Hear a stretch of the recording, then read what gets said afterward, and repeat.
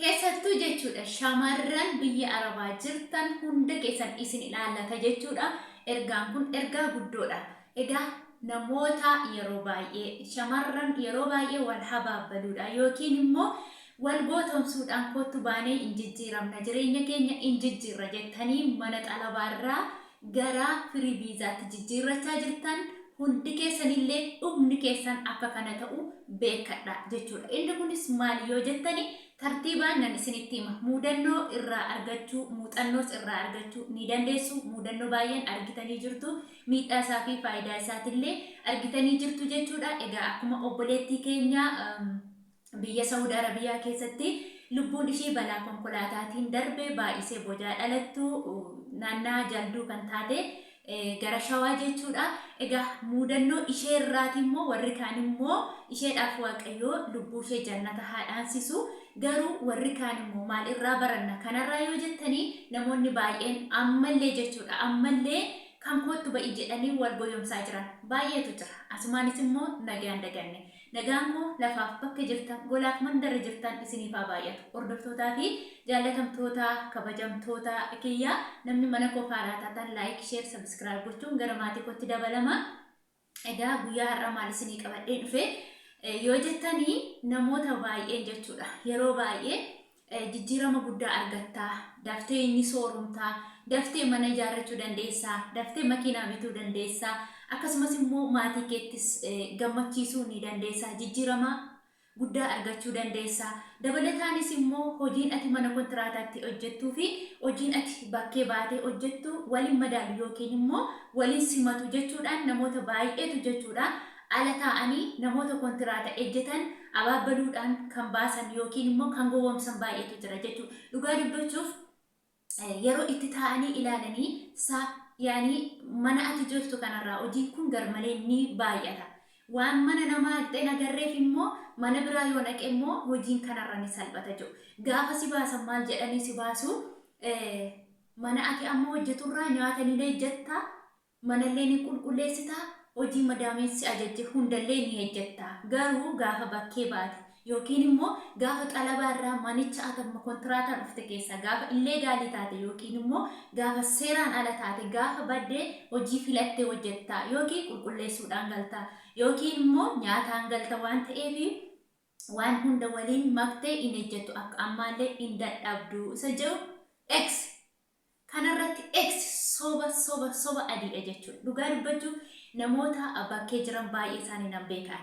Baay'ee isaanii ijaanis argeen jira, bilbilaanis nan beeka, warra ijoollee naannaa hedduutti nan beeka jechuudha. Garuu wanti itti ati abaabbalamtee baatuu fi wanti ati argitu waliin argu jechuudha. Tokkoffaa namni tokko jechuudha gaafa baduuf karoorfatu dhugumadha birrii barbaacha bada. Birriin ati baaftu sun birriin ati barbaacha dhabdu sun kontiraata 1,000 yoo hojjetta ta'e fakkeenyaaf riyaala yookiin diraama 1,000 hojjetta yoo taate bakkee yoo baate 1,800 hojjechuu dandeessa. Chaansii akka carraa yoo ta'e immoo 2,000 hojjechuu dandeessa. Dabilii mana kontiraata keessa hojjettu jechuudha. Garuu bu'aasaa fi miidhaasaa wal bukkee qabdee yoo ilaalte jechuudha dirqama mana kiraa ni kaffaltaa. Gaafa hojiirraa ari'amte yookiin immoo namni tokko har'a si hojjechiifate miindaa malee gasi ari'uu danda'a. Ji'a 3 ji'a 4 si hojjechiifate miindaa malee si ari'uu danda'a. Dubbatachuu hin dandeessu. Sababa ati dubbatachuu hin dandeenye illee gaaliidha. Yoo dubbatamte ni qabamta. Yoo qabamte mana hidhaatti darbamta. Mana hidhaa keessa jechuun immoo baay'een keessan hin beektu rakkoo manni hidhaa qabu hanga lubbuun ba'uutti kan jirudha jechuudha. Tokko inni biraan immoo gaafa ati baate sana immoo mana ijaazaa yookiin immoo mana kireeffattee teessu sanatti jechuudha. Mana kireeffattee teessu sanatti birrii liqeeffattee ittiin nyaatta. Namadha waan taateef hin nyaattaa, hin dhugdaa, hin uffatta. Yeroo kana maal taata gaduma deebi'aa deemta. Dhugaa dubbachuuf ani nama waggaa baay'ee biyya kana keessa hojjete harka duwwaasaa tikkeetti itti kutatee galuu dadhabe argeera. Dhugaa waaqaati. Garuu gaafa bahisheedhaan jedhan sana gaafa abaabbalanii baasan sana ati nama cimtuudha, nama jabduudha, waa hedduun hojjetta. Hanga 3,000 hojjechuu dandeessa jedhanii baasan jechuudha. Garuu mana tokko hojjetti tokko birrii owwatee baasa mana tokko galtii birrii takka torban lama takka ji'a tokko kaahanii firii akkasumatti gadhiisu jechuudha. Achi deebitee maal gooti liqeeffattee nyaatti liqeeffattee dhugdi dhaqxee birrii namaatillee deebi'ee wacii biyyarraa as ishee gaafate jechuudha. Dhugaa rabbi otoo takkaa hin jijjiiramiin baate jechuudha. Bakkee bahuu jechuun yoo akka tasaa carraa qabaattee mana tokko keessaa waggaa tokko waggaa lama ji'a shan akkas hojjeta taate bicha advantage yookiin immoo bu'aa qabda jechuudha. Garuu carraan qabdu taanaan otoo manicha baatullee qabamuu dandeessa. Akkasumas immoo boqonnaa sammuun argattu. Ofitti amanamummaa hin qabdu jechuudha. Ofitti amantee hojjechuu hin dandeessu. Maaliif yaadni kee yoom naari'uu yaada malee yaadni kee yooman asii baha maalan balleessa laati maaltu sibiran darban jechuudha. Warri kontiraata ejjennu fakkeenyaaf yoo dadhabde taa'uu dandeessaa yoo dhukkubsatte mana yaalaa dhaquu dandeessaa advantage qabda. Xinnoo birriin ilaalin. Birrii xinnoo miti inni guddaan lubbuun kee nagaa ta'uudha. Yoo ati lubbuun kee nagaa taate waggaa dheeraa jettee birrii fiduu dandeessa. Situ birrii fida malee birriitu nu fida miti jechuudha. Kanaafuu baay'ina birrii ilaaltanii obboleewwan keessan abaabbaltanii mana xalabaa keessaa hin baasina. Fakkeenyaaf mucayyoo eeggadda duute jechuudha. Kan abaabbalee baase warqeedha jedhanii. Warqeen sun dhuguma dubbachuuf obboleettiin kunii nafana haa jijjiiramtu yookiin immoo yeroo dhiyyoo keessatti jijjiiram argattee haa sooromtu yookiin immoo maallaqa harkatti haa qabattu jettee manaa baase jechuudha.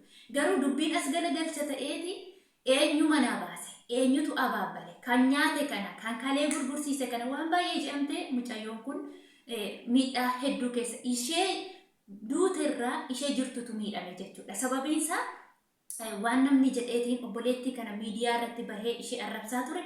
Baay'een keessan argitanii jirtu. Kanaafiyyuu namoonni nama xalabaarraa abaabbaltanii baaftan itti gaafatamummaa mataa keessanii fudhattu jechuudha. Itti gaafatamummaa mataa keessanii.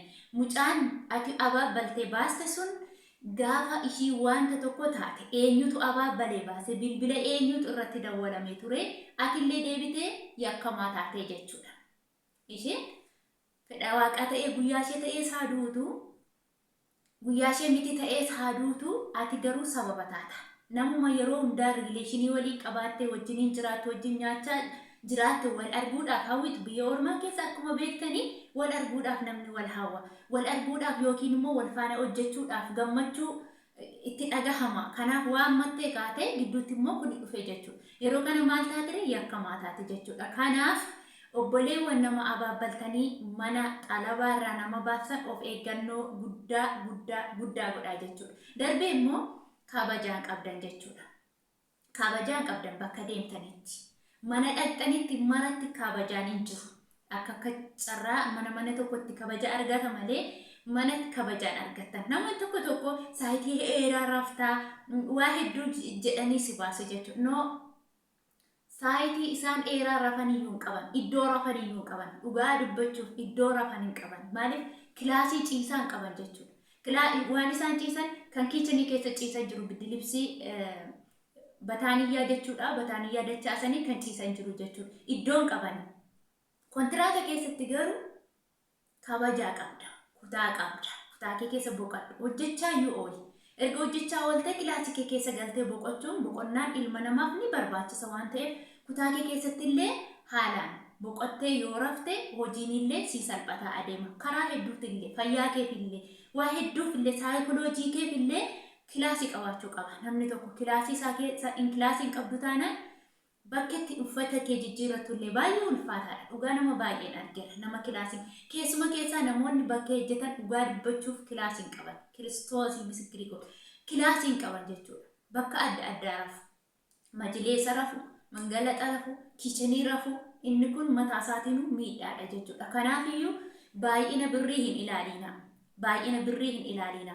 Gaafa isin bakkeetti wanta ta'u araada hedduu wal barsiisu jechuudha. Araadan taane mana xalabaa keessatti yeroo hojii dhabdee teessu wal sassaabee waan hiriyaan kee godhu sana gochuudhaaf yaaddachuudha. Kan shiishaa si xuuccisiisan jiru jechuudha. Kan bilginnaa si barsiisan jiru jechuudha. Si abaabbalanii. Abaliyyuu akkas ta'a ati yoo taate maal taate kan jedhan. Irra caalaa warra bakkee jiran jechuudha. Warri alanii akka killee lukkuutti kaargoo gashaa jiru mucaa jechuudha. Dhugaa rabbi keessuma keessaa jechuudha. Biyya kanatti dhugaa waaqayyooti. salphii isaanii dhaabbatan haati mucaa jechuudha. Akka nama hormaataaf biyya ormaa aqee han dhufan namni tokko hojjetatee jijjiiramuudhaaf gara biyya Arabaa deema. Hormaata akka nama hormaataaf deemeeruutti hiriira galanii mucaa qulqulluu mucaa baatu. Sanuu biyya ormaatti mucaa baachuun ulfaataadha dhugaa. Kennaa waaqayyooti mucaan. Haa ta'u malee yeroo qabaa akka qabaa iddoo qaba jechuudha mucaa argachuuf jechuudha. Kanaafiyyuu gaafa tokko si bira baala gatu atis faana baala gatta jechuudha. Darbee immoo dirqiidha. Dirqiin illee ni jira jechuudha. Maaliif eenyu si bira jira? Eenyu keetu si bira jira? Waraqataan qabdu u'uu jechuun dandeessu biyya ormaa ollaan hin jiru, firri hin jiru, obboleessa obboleettiin hin jiru, eenyullee sin dirmatu jechuudha. Eenyutu kana wal godhaa warra biyya ormaa otoo hin taane warruma biyya wajjiniin uffan warruma lammii tokko ta'antu mana tokko keessa meeqa ta'ee galeetiin isaanumatu walitti deebi'ee wal bukeessa jechuudha. Yeroo kana miidhaa baay'ee sirra ga'a jechuudha. Maaliif abalu maal taateetti abaluyyuu mucaa ishee guddifachaa jirti. Anis dahee mucaa koo baay'een gala waan akkasii yaadda. Garuu inni si fuudhe sun qobaa qabamee hidhama. Ati qobaa qabamtee hidhamta. Guyyaa hidhamtan jechuudha. Innis illee gaaliidha. Atis illee gaaliidha. Seeraan ala lamaan keessaniyyuu jechuudha. Yeroo kana inni biyya isaatti gala atis biyya keetti galta jechuudha. Maata diqaalaa nama baattee teessa jechuudha. Diqaalaa nama guddista jechuudha. Diqaalaa abbaan qabne baattee deemta jechuudha. Diqaalaa abbaan qabne baattanii mana namaa keessa hojjechuun baay'ee ulfaata jechuudha. Dhugaa rabbi. Kanaafiyyuu namoonni ba'i yoo isinii jedhan mormi sinaa cittu hin bahiinaa. Obsitanii bakkuma jirtanitti waaqayyoo yoo kadhattanii hojjettan waaqayyo haala isinii jijjiiruu danda'a. Boqonnaa isinii laachuu danda'a. Waan hojjettanittis immoo barakaa argachuu dandeessu. Haa ta'uyyuu malee madaamiin biyyarraa isin fidatte mana ishee keessatti waa hedduu isin barsiiste jechuudha. Afaan isin barsiiste, hojii isin barsiiste, gaafa hojii bartan, gaafa afaan bartan, yeroo gaafa jalaa baddan rabbi isin gaafata. Waaqayyo nama gaafata dhugaa rabbi. Isaanis bishaan miti kan si fidan maallaqa isaanii baasanii birrii meeqa baasanii si fidan. Si fidichuu isaanii fayyadamuuf. Kanaafiyyuu gaafa birrii isaanii hunda kana hillim gadi gootee deebitee baddu isaan namaan biraa fidu jechuudha. Inni kun immoo halaxii namaa yookiin dafqa namaa nyaachuu jechuudha. Kanaafuu waan akkasii irraa of eeggadhaa. Cubbuu dhallee jechuudha. Cubbuu ni ta'a. Isiniin jechuun barbaada. Hordoftoota fi jaallatamtoota kabajamtoota kiyyaa yaada yoo qabaattan qeeqallee yoo qabaattan koomentii jala kaa'uu dandeessu. Irraa of eeggadhaa. Irraa barattu jee abdii guddaan qaba jechuudha. Hanga turtii biraa yookiin viidiyoo biraan walitti deebinutti nagaan naa turaa. Isin jaalladhaa. Isin kabajaa. Turtii gaarii.